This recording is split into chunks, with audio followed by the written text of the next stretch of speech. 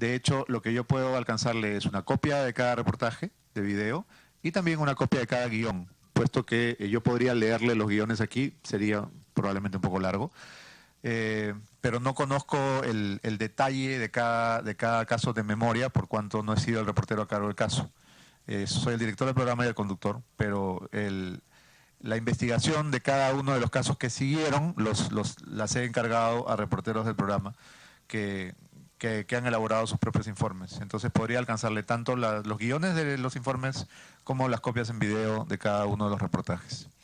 Señor Beto Ortiz, he dicho estos momentos que los reportajes obran en su poder, vamos a solicitarle que por favor nos haga llegar a esta comisión todo el material que tiene respecto a esta investigación. Gracias. Muy bien. Continúe, colega Mario Mantilla. Señor presidente, sí, no solamente los reportajes, sino me gustaría en todo caso que también le pida o le proporcione los nombres de los reporteros que han ido para que puedan narrar directamente a la comisión qué es lo que ellos directamente han recabado, la información que han recabado. Por intermedio suyo, señor presidente, quisiera que el señor Beto Ortiz nos precise si tiene conocimiento o le han informado a algunos de los testigos que han, como el caso de Becker y Melgarejo, si han recibido algún tipo de amenazas. Para que responda, señor Beto Ortiz.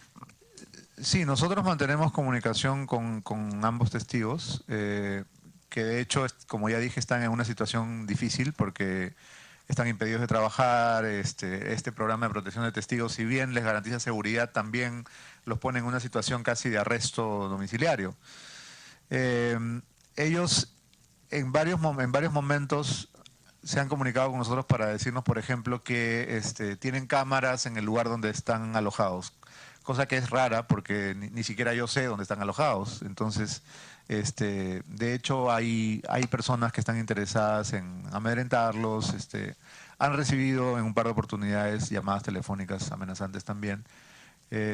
Y bueno, cada vez que esto ha ocurrido nos lo han hecho saber, pero no tenemos manera de saber de dónde provienen. Es todo de mi parte, señor presidente. Gracias, colega Mario Mantilla. Colega Moisés Guía Pianto, tiene usted la palabra. Gracias, presidente. Por intermedio, usted un saludo especial. Solamente quería precisar, de acuerdo a su experiencia y sobre todo, de acuerdo a la información que él tiene, en su percepción, ¿existiría más personas que quisieran declarar si le daríamos la seguridad del caso para poder nosotros tener mejor material para poder tener un juicio en la zona? Para que responda, señor Beto Torres. Sí, gracias. Carambas. Cuando llegamos a Madre Mía, los primeros días de mayo de este año, había 7 ex soldados, ex miembros de la promoción Abril 91 del ejército que estuvo bajo el mando de Ollanta Humala. Como he contado, ellos estaban dispuestos a hablar, pero 5 de ellos sin cámaras. Y de hecho, yo trabajo en televisión, un testimonio sin cámaras me puede servir para, digamos, tener el contexto o tener un background de la información, pero no puedo citarlo como sí se puede hacer en prensa escrita. En la televisión necesito que la persona se pare delante de la cámara y hable. Y 5 de ellos tuvieron un temor, justificado, por cierto, y prefirieron no hacerlo. Yo creo que, dadas las circunstancias, ellos podrían estar dispuestos a conversar con ustedes en una sesión reservada. Continúe, colega Moisés Guía. ¿Sí? Bueno, saludamos la presencia de la colega Irene Vilcatoma de la Cruz. Tiene usted la palabra el colega Elin Donaire. Gracias, señor presidente. Buenas tardes. Un saludo Buenas tardes. patriótico, un patriota como nuestro invitado. Señor presidente,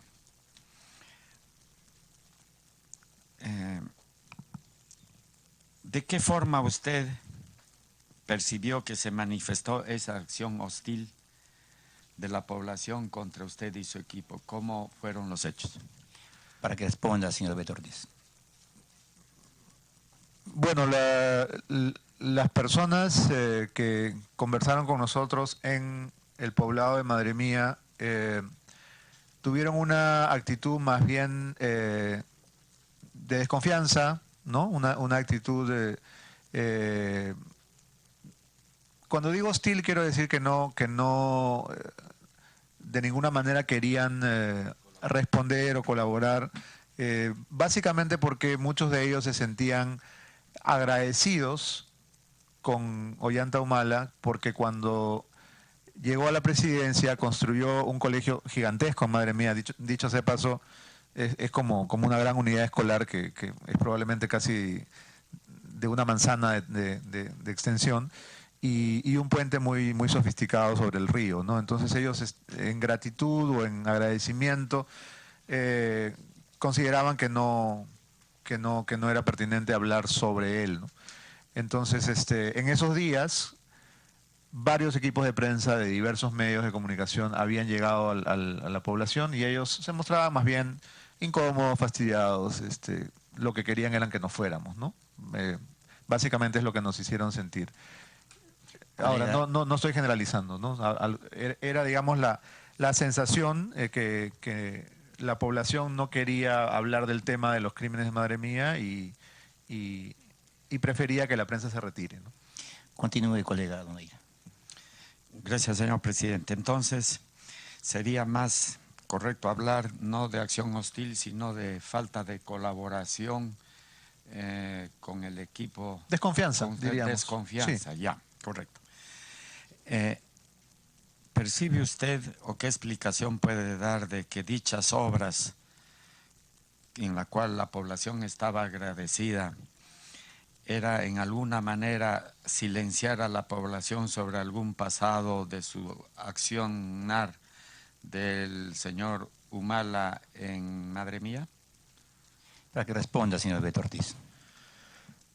Si bien, como ya he subrayado, las dos obras que se han hecho en este poblado parecen desmesuradas en comparación con la dimensión del pueblo, que es muy pequeñito.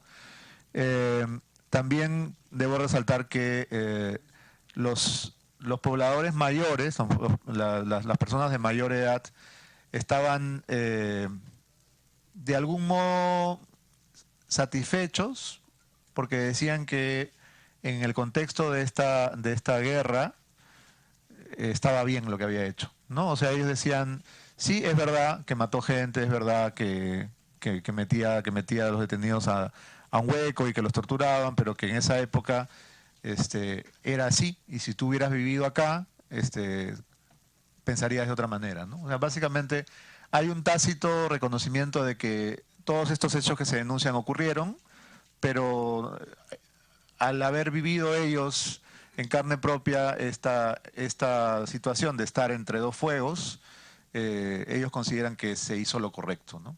Es lo que básicamente nos hicieron saber, fuera de cámaras, por supuesto. Colega Jorge Castillo. Presidente, yo lo que quería era pedir permiso porque tengo una comisión de inmediato y bueno, agradecer al testigo que ha venido. Y bueno, la excusa de toda la comisión, pero yo sigo permanentemente en este trabajo.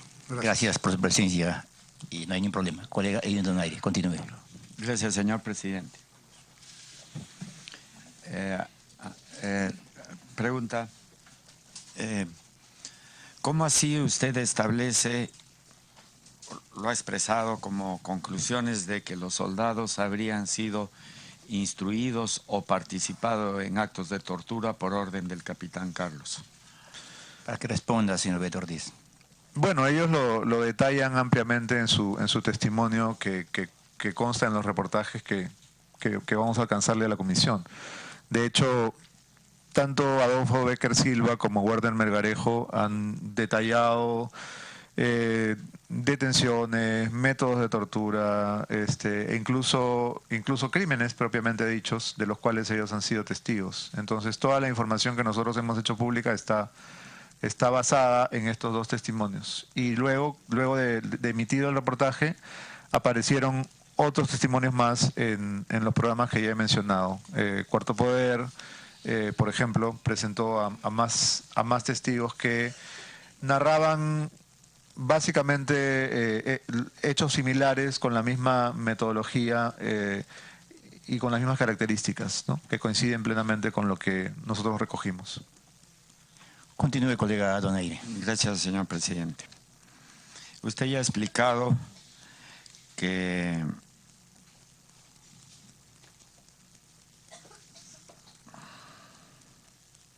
de que de estas 7 personas que lo esperaron en el hotel, 5 desistieron, ¿no? Y las razones fue su temor, ¿no? Sin embargo, usted tiene algunas referencias de estos otros 5, o sea, domicilio, fotografías, o en alguna otra oportunidad se llegó nuevamente a contactar con estos 5 o desaparecieron y usted tiene alguna idea cómo ubicarlos a estos 5 que desistieron en último momento por el temor de salir en una cámara, ¿no? Y hacerse público? Para Sí. que responda, señor Beto Ortiz. De hecho, los reporteros de mi equipo que viajaron después a la zona intentaron por diversos medios persuadir a los que se habían inhibido en un primer momento. La manera de llegar a ellos es básicamente los 2 testigos principales, porque son todos compañeros de promoción. Algunos permanecen en la zona de Tingo María, otros también por temor se han movido a otras poblaciones, pero no dudo que sería posible conversar con ellos siempre y cuando esto sea de manera reservada, ¿no? Porque su mayor temor es ese y al parecer cuando en otras oportunidades alguno de ellos ha concedido una entrevista o ha hablado, se han producido represalias y por eso ellos tienen mucho temor. Colega Donaire. Gracias, señor presidente. 2 últimas Gracias. preguntas nomás, señor presidente, y termino. ¿Estos testigos solicitaron a usted o conoció de algún apoyo pecuniario o apoyo de otro índole por la información brindada? ¿O cuáles fueron las razones que animaron a estos 2 testigos después de 20 o 25 años a animarse a dar su testimonio? Continúe, señor Beto Ortiz. Bueno, en el caso que ya he relatado de Adolfo Becker Silva, él llamó por teléfono al canal en el momento en que yo estaba entrevistando a Marche Jade. Es decir, fue su indignación, su necesidad de sacarse un peso encima. Yo creo que es una suma de muchos factores, ¿no? De una persona que ha vivido mucho tiempo con el peso sobre su conciencia de conocer estos hechos terribles. Entonces, cuando el ex congresista Omar Chejade me dice que Amílcar Gómez Amasifuen es un balsero, Adolfo Silva llama por teléfono y dice: lo que está diciendo Omar Chejade no es verdad. Amílcar no era un balsero, era un terrorista que yo capturé. Y yo sé toda la historia porque yo soy miembro de la promoción Abril 91. Entonces, la llamada es recibida por mi productor Martín Sullón, que lo invita a venir al canal y él viene al día siguiente. Y a partir de ahí se desenreda toda esta madeja, ¿no? Digamos, el punto de partida de toda la investigación es esta llamada telefónica providencial, sin la cual nosotros no habríamos podido acceder a toda la información que luego se hizo pública. Continúe. La última pregunta, y agradeciéndole de anticipado a nuestro invitado. Amasifuen o Chicho, ¿no?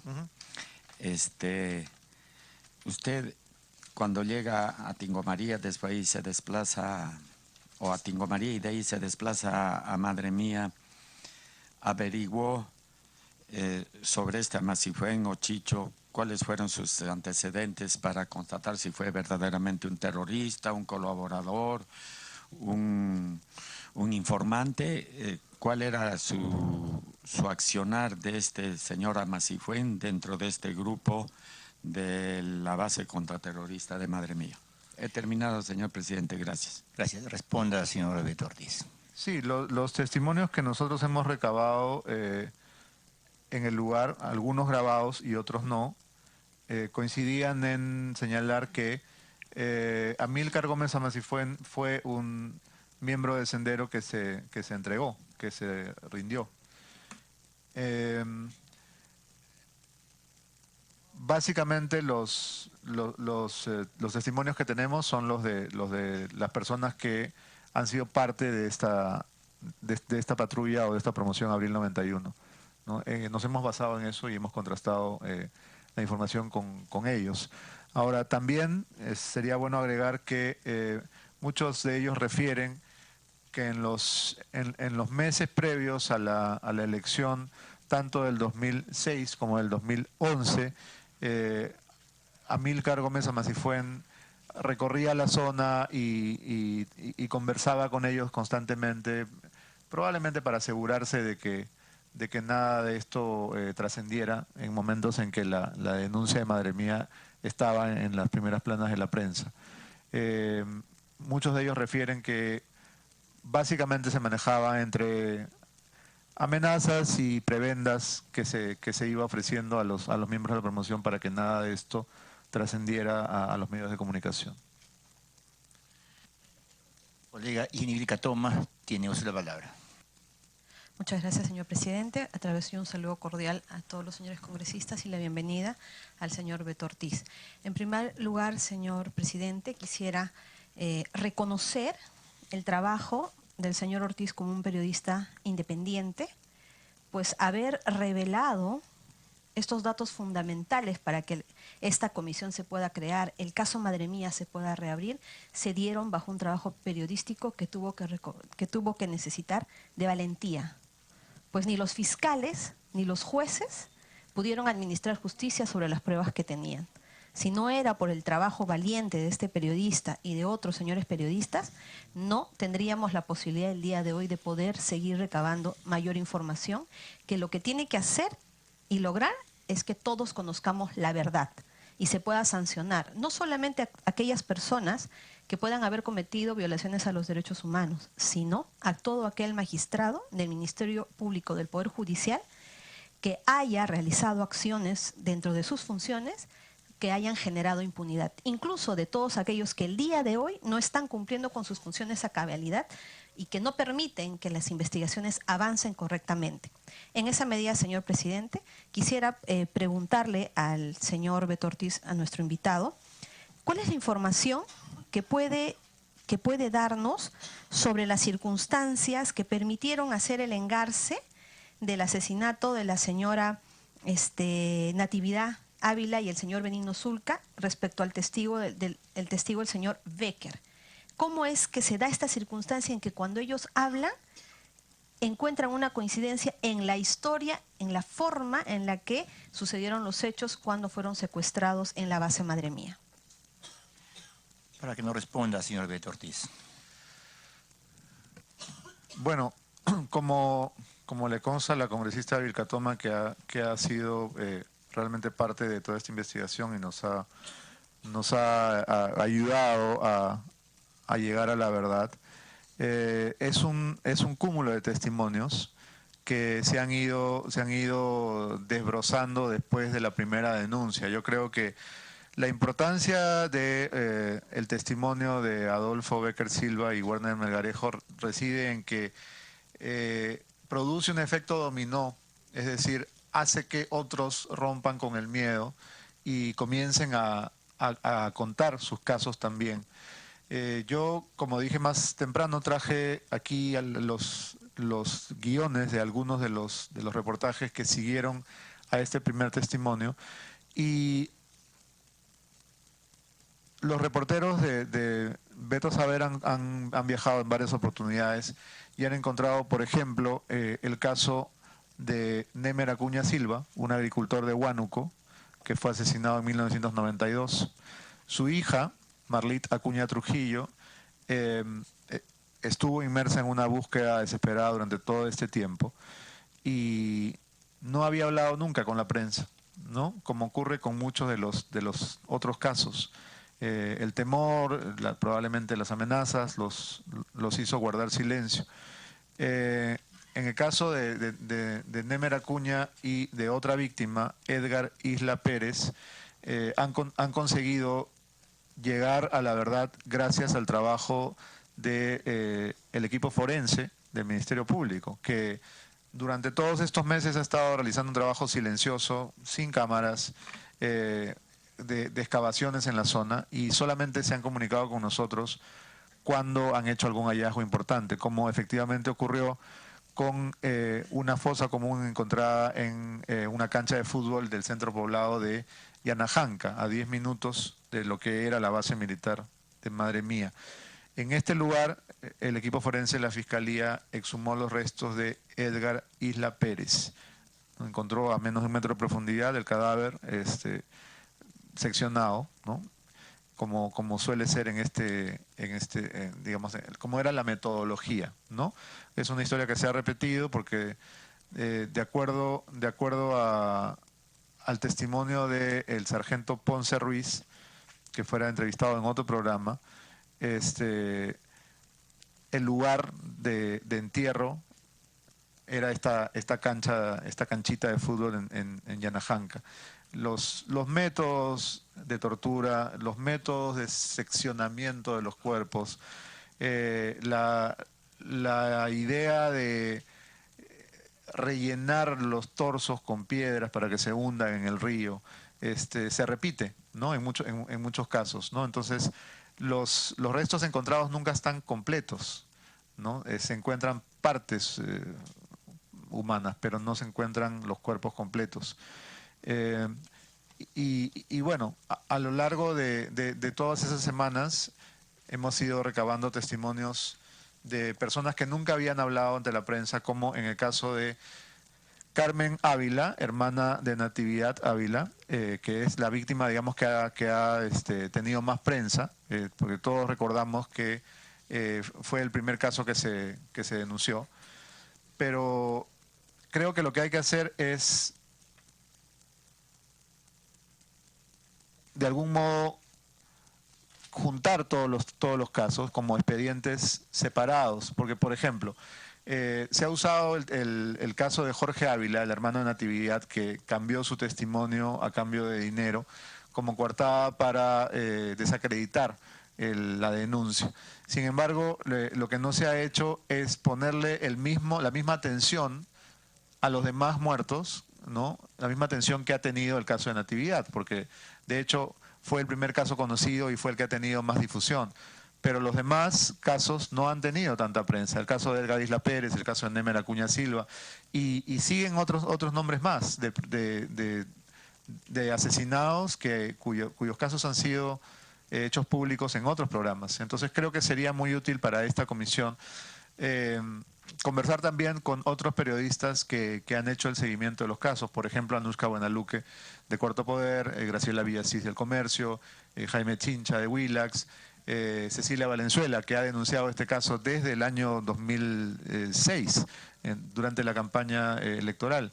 Entonces, yo creo que cada uno de los reporteros que hemos visto el caso tenemos probablemente una pieza del rompecabezas, y si todos aportamos la información que hemos podido recabar, vamos a tener, creo yo, un mejor panorama de lo que este caso significa.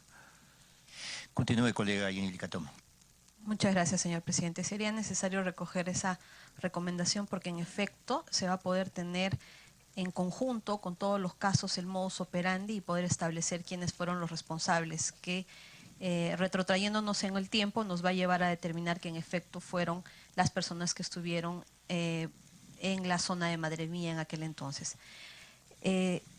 Quisiera, por favor, repreguntar la pregunta anterior: ¿por qué es necesario conocer qué es lo que pasó en el primer proceso de Madre Mía, donde existen una serie de declaraciones importantísimas, pero que por el solo hecho que el señor Jorge Ávila se desiste, ¿no?, de manera muy tenue, inconsistente de su denuncia, el fiscal superior Cubas Villanueva decide sobreseer todo el proceso, incluso el de la señora, no solo el señor Jorge Ávila, sino también el de su hermana y de su cuñado, lo cual a todas luces resulta irregular. Es importante las nuevas versiones que han salido, como la del señor Becker, que en algún momento, al juntarse con la hermana de la señora Natividad, al conversar, ellos logran encontrar una coincidencia de la persona con la que aquel soldado se había compadecido en la base Madre Mía, y luego la señora con las características de su hermano. Lo importante de esta coincidencia, además de que saca a la luz la verdad, es que pone en aprietos el archivo fiscal.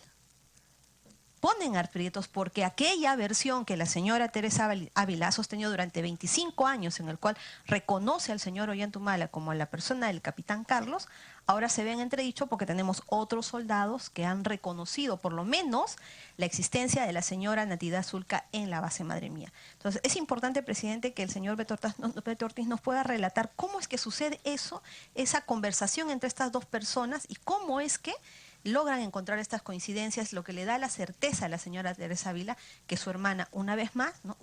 La certeza una vez más que su hermana estuvo secuestrada y torturada en la base Madre Mía. Para que nos responda, señor Beto Ortiz. Sí. Nosotros escuchamos la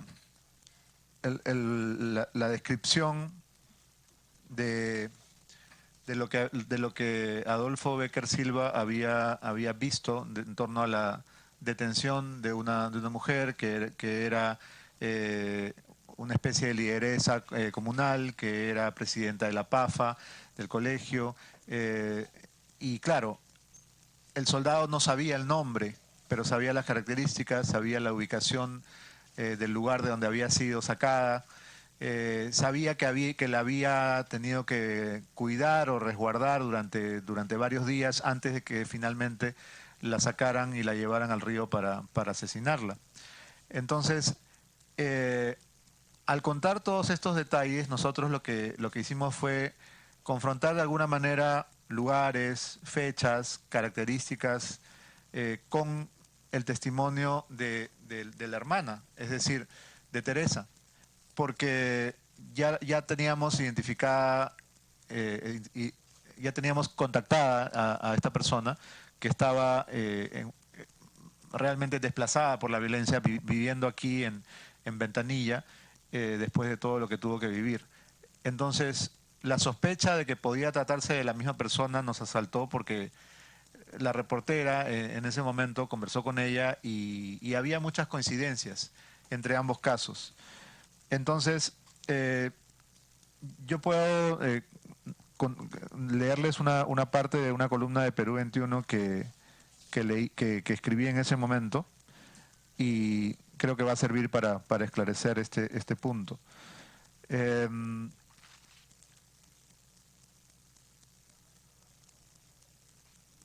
Los dos exsoldados, Adolfo Béquer Silva y Werner Melgarejo, regresan de Tingo María con nosotros, vienen a Lima. Y Béquer, por intermediación nuestra, Béquer Silva se reencuentra, mejor dicho se encuentra, aunque ya al parecer ya la conocía de antes, con Teresa Ávila.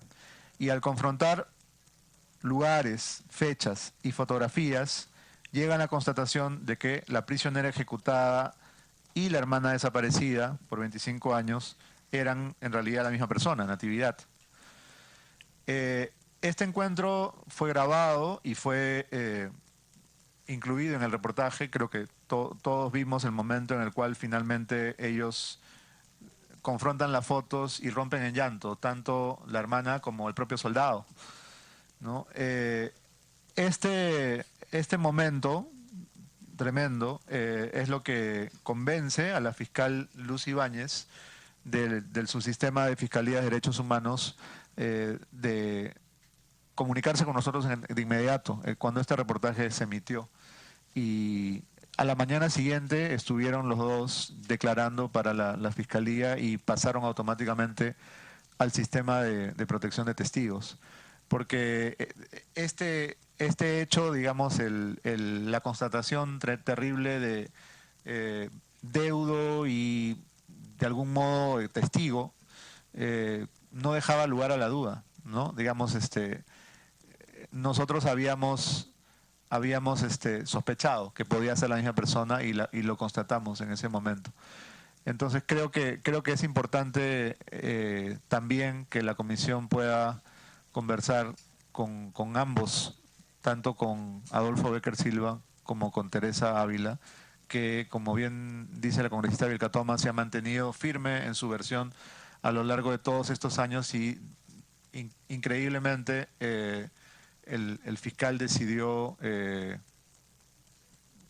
no continuar con el caso a pesar de que había otras víctimas también, ¿no? Benigno Zulca, por ejemplo, ¿no? Y a pesar de que había otros testigos que se habían mantenido firmes en su denuncia, como la propia hermana Teresa Ávila. Continúe, colega Jenny Vilcatoma. Una interrupción le pide el colega Mario Mantilla. Señor Adelante. presidente, quiero pedirle disculpas para poderme retirar de la sala. Tengo otra actividad en este momento como vicepresidente para poderme ausentar en este momento. Muchas gracias. Continúe, colega Mantilla.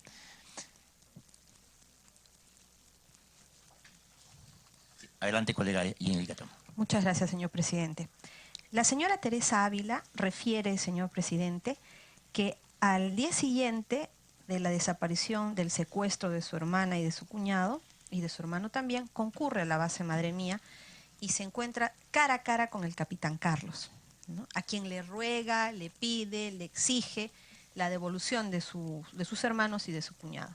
Y recibe la respuesta que no se encontraban ahí, que habrá sido otra base la que los habrá sacado, pero la señora Teresa sostiene durante 25 años que la persona del señor Ollantumala es la persona del señor capitán Carlos. Tanto es así que durante el proceso sobreseído por el fiscal Cubas Villanueva, se lleva a cabo una serie de diligencias donde también la señora Teresa Ávila reconoce una vez más que la persona del señor Ollantumala es la persona del capitán Carlos.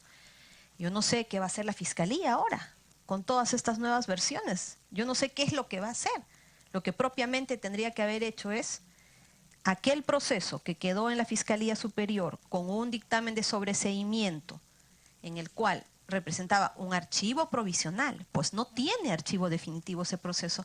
Lo que propiamente, señor presidente, debieron haber hecho es, con estos nuevos testimonios valiosos, activar el proceso en esa etapa y hacer una evaluación integral y decidir si acusaban o no acusaban.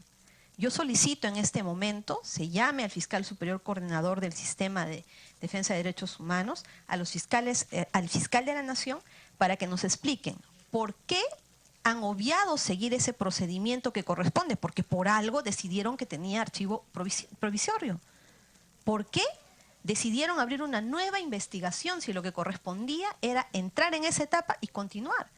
Porque prácticamente lo que se va a hacer es investigar dos veces lo que ya existe como un expediente en una etapa de formular acusación. Haría ese pedido, señor presidente, para que nos expliquen ese punto exactamente con documentos y las razones legales por las que han optado de esa manera. Por otro lado, quisiera también, señor presidente, a través de su persona, se pueda preguntar al señor Beto Ortiz, ¿cuál es la información que tiene o que ha podido recabar dentro de sus investigaciones respecto a los abogados que durante la realización del proceso habrían llevado a cabo actos de corrupción, del pago de coimas a los testigos? Ya tenemos al señor Jorge Ávila, que él ha reconocido que le pagó